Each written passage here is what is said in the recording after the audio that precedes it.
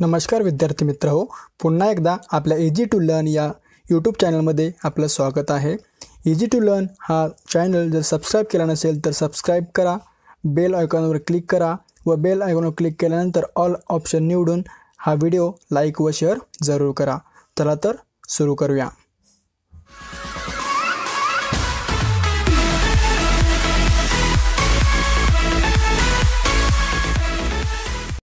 तर मागील व्हिडिओमध्ये आपण संख्या चिन्हांचे प्रकार याच्यावरून संख्यांचे प्रकार कोणते कोणते हे आपण बघितलं। आता या व्हिडिओमध्ये आपण संख्या व संख्यांचे प्रकार याच्यामध्ये मूलभूत प्रकार कोणते आहेत हे पाहणार आहोत। त्याच्यामध्ये पहिला प्रकार जो आहे तो नैसर्गिक संख्या। आता नैसर्गिक संख्या म्हणजे काय की दैनंदिन व्यवहारात मोजण्यासाठी आपण ज्या संख्यांचा वापर करतो त्यांनाच नैसर्गिक संख्या असे म्हणतात। म्हणजे आपण दैनंदिन वापरामध्ये ज्या काही संख्या मोजताना किंवा एखादी वस्तू मोजताना आपण वापरतो ती संख्या म्हणजे नैसर्गिक संख्या। तर या नैसर्गिक संख्या कुठून सुरू होतात तर 1 पासून सुरू होतात आणि ते अनंत असतात, बरोबर। मग यांचे वैशिष्ट्य कोणते कोणते आहेत तर या संख्या n या अक्षराने दर्शवतात। म्हणजे ज्या नैसर्गिक संख्या आहेत त्या n या अक्षराने दर्शवतात। तसेच या संख्यांना मोज संख्या व्यावहारिक संख्या असेही म्हणतात। म्हणजे आपण व्यवहारामध्ये वापरताना किंवा एखादी वस्तू मोजताना आपण या संख्यांचा वापर करतो, बरोबर। तसेच 0 ही नैसर्गिक संख्या नाहीये। 0 ही नैसर्गिक संख्या नाहीये। नैसर्गिक संख्या ह्या 1 पासून पुढे सुरू होतात, अनंत आहेत, बरोबर। तसेच सर्व नैसर्गिक संख्या या धनात्मक म्हणजेच पॉझिटिव्ह असतात व 1 ही सर्वात लहान नैसर्गिक संख्या आहे। तुम्हाला प्रश्न आला सर्वात लहान नैसर्गिक संख्या कोणती तर तुम्हाला माहिती असायला हवं की 1 ही सर्वात लहान नैसर्गिक संख्या आहे। तसेच बघा, जर आपण आकाशातील चांदण्या किंवा समुद्र किनाऱ्यावरील वाळूचे कण अशा वस्तू मोजू शकत नाही, बरोबर। मग याचे कारण काय आहे की ते कण कसे आहेत, अनंत आहेत। म्हणून त्याचप्रमाणे मग नैसर्गिक संख्या देखील अनंत आहेत, बरोबर। म्हणून सर्वात मोठी नैसर्गिक संख्या ही सांगता येत नाही। कोणत्याही नैसर्गिक संख्यांची बेरीज किंवा गुणाकार ही नैसर्गिक संख्याच येत असते। मग आता याचा पुढचा प्रकार जो आहे तो पूर्ण संख्या, बरोबर। मग पूर्ण संख्या म्हणजे काय तर 0 पासून म्हणजे 0 आणि सर्व नैसर्गिक संख्या मिळून तयार झालेला समूह म्हणजे पूर्ण संख्या होय। ज्यावेळेस आपण 0 पासून सुरुवात करतो मोजायला तेव्हा 0 धरून 1 पासूनच्या पूर्ण जे नैसर्गिक संख्या आहेत त्या नैसर्गिक संख्या ह्या सगळ्यांचा मिळून जो समूह होतो त्या समूहाला आपण काय म्हणतो, पूर्ण संख्यांचा समूह असे म्हणतो, बरोबर। मग या संख्यांचे वैशिष्ट्य काय आहेत की पूर्ण संख्या W या अक्षराने दर्शवतात। तसेच पूर्ण संख्यांमध्ये 0 व सर्व धन नैसर्गिक संख्यांचा समावेश होत असतो व 0 ही सर्वात लहान पूर्ण संख्या आहे, बरोबर। 0 ही सर्वात लहान संख्या आहे की जी पूर्ण संख्या आपण मानतो। तर सर्वात मोठी पूर्ण संख्या निश्चित सांगता येत नाही, बरोबर। पुढे पूर्णांक संख्या। सर्व धन संख्या 0 व सर्व ऋण संख्या मिळून संख्यांचा जो समूह तयार होतो त्यालाच पूर्ण संख्या असे म्हणतात। ज्यावेळेस धनसंख्या 0 आणि ऋण संख्या ह्या मिळून एक समूह बनतो आणि हा समूह म्हणजेच पूर्णांक संख्येचा समूह। उदाहरणार्थ बघितलं तर 0च्या डावीकडचे सगळे ऋण आणि 0च्या उजवीकडचे सगळे धन मिळून हा समूह तयार होतो, बरोबर। मग यांची वैशिष्ट्य काय आहेत तर पूर्णांक संख्या आपण I या अक्षराने दर्शवतो। कोणत्या I तर सर्व पूर्णांक संख्या ह्या पूर्णांक संख्या असतात। सर्व पूर्ण संख्या ह्या कशा असतात, पूर्णांक संख्या असतात। म्हणजेच सर्व नैसर्गिक संख्या देखील पूर्णांक संख्या असतात। हे वाक्य लक्षात ठेवणं गरजेचं आहे की सर्व पूर्ण संख्या या पूर्णांक संख्या असतात। म्हणजेच सर्व नैसर्गिक संख्या देखील कशा असतात, पूर्णांक संख्या असतात। पुढचा आहे संख्या रेषा। आता संख्या रेषा सगळ्यांना माहिती आहे। संख्या रेषेवर आपण 0 हा आरंभ बिंदू धरला तर उजवीकडे 0च्या आपण धन संख्या लिहितो आणि डावीकडे काय करतो, ऋण संख्या लिहितो, बरोबर। तुम्ही ते पाहत आहात। तर ह्याच्यामध्ये पूर्णांक संख्या बरोबर याचं सूत्र काय येईल मग, पूर्णांक संख्या बरोबर ऋण संख्या अधिक आरंभ बिंदू म्हणजे 0 अधिक धन संख्या, बरोबर. म्हणजे ह्या तिन्ही संख्या मिळून आपल्याला काय मिळतात, पूर्णांक संख्या मिळतात, बरोबर. संख्या रेषेवर डावीकडे संख्यांची किंमत कमी होत जाते तर उजवीकडे संख्यांची किंमत वाढत जाते. मायनस जिकडे आहे म्हणजे ऋण संख्या आहेत त्या कशा होतात, उजवीकडे जात असताना ते काय होतात, संख्यांची किंमत वाढते आणि डावीकडे जात असताना काय होतं, संख्यांची किंमत कमी होते. हे तुम्हाला लक्षात असायला हवं. पुढे वजा 1 ही सर्वात मोठी पूर्णांक संख्या आहे तर 1 ही सर्वात लहान धन पूर्णांक संख्या आहे आणि कोणत्याही पूर्णांक संख्याला 1 हा छेद असतोच. म्हणजे जेव्हा जेव्हा आपण पूर्णांक संख्या लिहू सिंगल त्या पूर्णांक संख्येला छेदस्थानी 1 हा अंक असतोच. पुढे 0 हा धन पूर्णांक संख्या नाही आणि ऋण पूर्णांकही नाही. त्यामुळे 0 हा धन पूर्णांक संख्या सुद्धा नसतो आणि ऋण पूर्णांक संख्या सुद्धा नसतो, बरोबर. कोणत्याही पूर्णांक संख्यांची बेरीज वजाबाकी व गुणाकार पूर्णांक संख्या असते. आपण जर कोणत्याही पूर्णांक संख्येची बेरीज वजाबाकी किंवा गुणाकार केला तर त्याचा जे उत्तर येते काय येणार आहे, पूर्णांक संख्या येणार आहे. ओके. पुढील आहे ते अपूर्णांक संख्या. आता ज्या संख्यांची किंमत पूर्णांकात येत नाही अशा संख्यांना आपण काय म्हणतो, अपूर्णांक संख्या म्हणतो. तुम्ही पाहताय 3/4 आणि 1/7 अशा ज्या संख्या आहेत या संख्यांना आपण काय म्हणतो, अपूर्णांक. कारण ह्या कशा नाही आहेत, यांची किंमत पूर्णांकात येऊ शकत नाही म्हणून आपण यांना अपूर्णांक असे म्हणतो. ओके. सो या जे काय 3/7 आहे किंवा 1/7 आहे, बरोबर. मग एखाद्या वस्तूच्या y समान भागापैकी x समान भाग दर्शवतात अशा संख्यांना काय म्हणतात, अपूर्णांक संख्या म्हणतात. जर तुम्ही बघितलं तर उदाहरण दिलेले बघा, खाली आकृतीचे आपण 7 समान भाग केले व त्यापैकी 2 भाग छायांकित केले म्हणजे काय झालं, हे अपूर्णांकांचा एक प्रकार आहे, बरोबर. y/x/y, बरोबर. आपण काय केलं मग, टोटल जे काही 7 भाग आहेत ते खाली आहेत, बरोबर. आणि त्याच्यानंतर आपण काय केलं, 2 अंशस्थानी म्हणजे 7 पैकी 2 भाग आपण इथे केलेले आहेत असं अपूर्णांकात आपण लिहिणार आहे, बरोबर. पुढे मग याची वैशिष्ट्य काय आहेत, अपूर्णांक लिहित असताना नेहमी अंश आणि छेद या स्वरूपात लिहिला जातो, बरोबर. नंतर अपूर्णांकाला 1 छेद नसतो कारण 1 छेद असल्यास तो पूर्णांक होतो. हे आपण पाठीमागच्या प्रकारामध्ये बघितलं.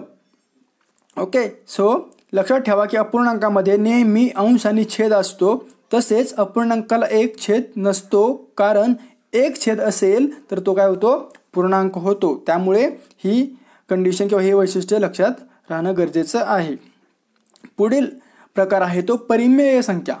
परिमेय संख्यामध्ये p आणि q या कोणत्याही 2 पूर्णांक संख्या असतील आणि p ची किंमत 0 नसेल म्हणजे q ची किंमत 0 नसेल म्हणजे q not equal to 0 तर p/q या स्वरूपातील संख्यांना परिमेय संख्या म्हणतात.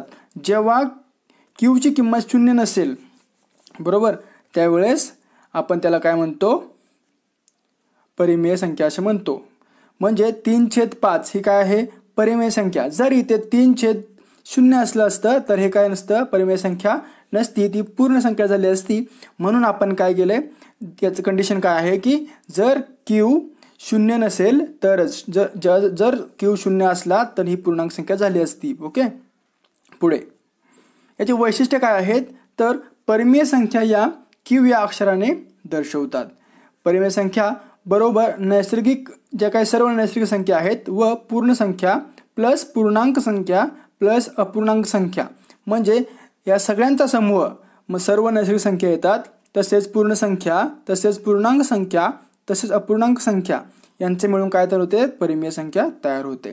मग अखंड आवर्ती दशांश रूपातील प्रत्येक संख्या ही परिमेय संख्या असते. लक्षात ठेवा, अखंड आवर्ती दशांश रूपातील प्रत्येक संख्या ही परिमेय संख्या असते. उदाहरणार्थ 2.143 बरोबर हे आपण कसं लिहितो, पुढे असेल तर 2 1 4 3 म्हणजे हे वळीने आपण लिहू शकतो. तसेच 3.3 बरोबर मग आपण 3.3 हे लिहित असताना आपण 3च्या पुढे 3 वर 3 टिंब दिलं, मग याचा अर्थ काय होतो की ती रिपिटेशन होणार आहे त्या संख्यांचं, बरोबर. म्हणून आपण त्यातला फक्त 3च घेतला, बरोबर. मग हे अनंतापर्यंत वाढत जाणार आहे. मग असे काय जे आहेत ते कसे आहेत, सगळे परिमेय संख्या आहेत. मग परिमेय संख्या या सहजासहजी वर्गमुळाच्या बाहेर काढता येत नाहीत, म्हणजेच येथे कॅल्क्युलेटर किंवा लॉग टेबलचा वापर करण्याची गरज नसते. आता परिमेय संख्या काय आहेत की सहजासहजी आपल्याला वर्गमुळाच्या बाहेर काढता येतात. ओके, म्हणजे काय की आता इथं आपण उदाहरण बघितलं की वर्गमुळात 36 हे जर वर्गमुळाच्या बाहेर काढायचं म्हटलं तर आपल्याला लगेच 6 येतं, बरोबर. 6 6 36, राईट. म्हणजे आपण जेव्हा एखादी परिमेय संख्या पाहत असतो, परिमेय संख्या शोधायची असेल तर काय होतं की आपल्याला एखादी संख्या वर्गमुळातून लगेच बाहेर काढता येते, बरोबर. त्यासाठी आपल्याला लॉग टेबल किंवा कॅल्क्युलेटरची गरज लागणार नाही. अशा संख्यांना आपण काय म्हणतो, परिमेय संख्या म्हणतो. परिमेय संख्या ज्या संख्या p/q या स्वरूपात मांडता येत नसतात, जेथे p व q हे पूर्णांक असतील आणि q ≠ 0 असेल, अशा संख्यांना आपण काय म्हणतो, परिमेय संख्या असे म्हणतो. उदाहरणार्थ वर्गमुळात 3, वर्गमुळात 11, 1/वर्गमुळात 7, 0.0125 म्हणजे असे काही जे संख्या असतील त्या पूर्ण संख्या काय आहेत, अपरिमेय संख्या आहेत. तर या अपरिमेय संख्यांची वैशिष्ट्य काय आहे, तर आवर्ती दशांश अपूर्णांक स्वरूपात न मांडता येणाऱ्या संख्या म्हणजे अपरिमेय संख्या होय. याचा अर्थ या संख्यांचे दशांश अपूर्णांक किंवा दशांश रूप अखंड असते पण आवर्ती नसते. आता आपण जे बघितलं अगोदर बघा, परिमेय संख्येमध्ये आपण बघितलं की ज्या संख्या आहेत त्यांचे दशांश रूप जे आहे ते काय आहे, अखंड आहेच आहे पण आवर्ती सुद्धा आहे. म्हणजे दशांश चिन्हानंतर संख्या आहे त्या काय आहेत, म्हणजे पुनरावृत्ती होते त्यांची, बरोबर. आता इथे तसं आपल्याला दिसत नाही आहे. इथं आपल्याला दिसतं की ते खंडित झालेलं आहे, आवर्ती नाही आहे. सतत नवनवीन जे संख्या आहेत ते येताना दिसत आहेत. म्हणजे 1.4, 1, 4, 2, 1, 3, 5, 6 अखंड अशा आपल्याला संख्या बदललेल्या दिसत आहेत. म्हणजे हे त्याचं वैशिष्ट्य आहे. पुढं आहे, या संख्या सहजासहजी वर्गमुळाच्या बाहेर काढता येत नाहीत, त्यासाठी कॅल्क्युलेटर किंवा लॉग टेबलचा वापर करावा लागतो. आपण परिमेय संख्येमध्ये बघितलं की एखादी संख्या अपरिमेय संख्या आपण लगेच बाहेर काढू शकतो, वर्गमुळाच्या बाहेर काढू शकतो. जसं की आपण बघितलं वर्गमुळात 25, बरोबर. मग 25 वर्ग बाहेर काढायचं म्हटलं तर काय येणार आहे, 25चा वर्ग म्हणजे 5 आलं, 5चा वर्ग, बरोबर. 5 बाहेर आलेला आहे. म्हणजे तसंच आपल्या इथं ह्या संख्या सहजासहजी आपल्याला बाहेर काढता येत नाहीत, म्हणून ह्या संख्या काय आहेत, अपरिमेय संख्या आहेत. आणि पूर्ण वर्ग नसलेल्या संख्यांची वर्गमुळं अपरिमेय संख्या असतात. ज्या संख्या पूर्ण वर्ग संख्या नसतात त्यांची वर्गमुळे कशी असतात, अपरिमेय संख्या असतात. तसेच पाय ही अपरिमेय संख्या आहे कारण 22/7 ही पायची जवळपासची किंमत आहे, बरोबर. पायची किंमत तुम्हाला माहिती आहे 22/7. म्हणजे आता आपण बघितलं तर 22/7 बरोबर 3.142857 असं अखंड येतं, पण इथे आवृत्ती कुठेही दिसत नाही. इथे मिस्टेकली पॉईंट द्यायचा राहिलेला आहे, पण याचं 22/7ची किंमत काय येते की 3.14 आपण बेसिक पकडतो, बरोबर. याच्यानंतर पुढचे जे आहे ते वास्तविक संख्या. मग परिमेय संख्या व वास्तविक अपरिमेय संख्या यांना मिळून जो गट तयार होतो त्या संख्यांना काय म्हणतात, वास्तव संख्या असे म्हणतात. आपण बघितलं की (1/9), वर्गमुळात 25, पाय, वर्गमुळात 8 ह्या संख्या ज्या आहेत त्या काय आहेत, सगळ्या मिळून वास्तव संख्या आहेत. म्हणजे मग अशा वास्तव संख्यांचे वैशिष्ट्य काय असतं की या संख्यांना R या अक्षराने दर्शवतात. तसेच यांना मोजमाप संख्या किंवा मापन संख्या असेही म्हणतात. आता याच्यानंतर येतं ते अवास्तव किंवा काल्पनिक संख्या. ऋण संख्या वर्गमुळाच्या स्वरूपात दाखवल्या जाणाऱ्या संख्यांना अवास्तव किंवा काल्पनिक संख्या असे म्हणतात. मग जे काही ऋण संख्या असतील, शून्याच्या उजव्या बाजूच्या संख्या आहेत त्या डाव्या बाजू संख्या आहेत की आरंभ बिंदूच्या डाव्या बाजूकडील त्या संख्यांना आपण काय म्हणतो, ऋण संख्या. मग ऋण संख्यांना जर वर्गमुळाच्या स्वरूपात जर लिहिलं तर त्या संख्या काय झाल्या, सगळ्या अवास्तव संख्या किंवा काल्पनिक संख्या झाल्या, बरोबर. मग याचे वैशिष्ट्य काय आहेत की या संख्या वर्गमुळात ऋण संख्याच्या स्वरूपात दाखवतात. हे बघितलं आपण. या संख्या रेषेवर दाखवता येत नाहीत. आता पुढचा भाग येतो जटिल संमिश्र संख्या. वास्तव संख्या आणि अवास्तव संख्या यांच्या बेरजेपासून तयार होणाऱ्या संख्या आहेत त्यांना काय म्हणतो आपण, जटिल किंवा संमिश्र संख्या असे म्हणतो. आता इथं अवास्तवचा शब्द चुकलेला आहे, अवास्तव पाहिजे. वास्तव संख्या व अवास्तव संख्या यांच्या बेरजेतून तयार होणाऱ्या संख्या म्हणजे काय, अवास्तव संख्या. मग ह्या संख्या कोणत्या स्वरूपामध्ये असतात, तर ए अधिक बी आय असे असते. जेथे ए व बी या वास्तव संख्या असतात तर आय ही अवास्तव संख्या असते. व्हिडिओ आवडला असेल तर सबस्क्राईब, लाईक आणि शेअर नक्की करा. धन्यवाद.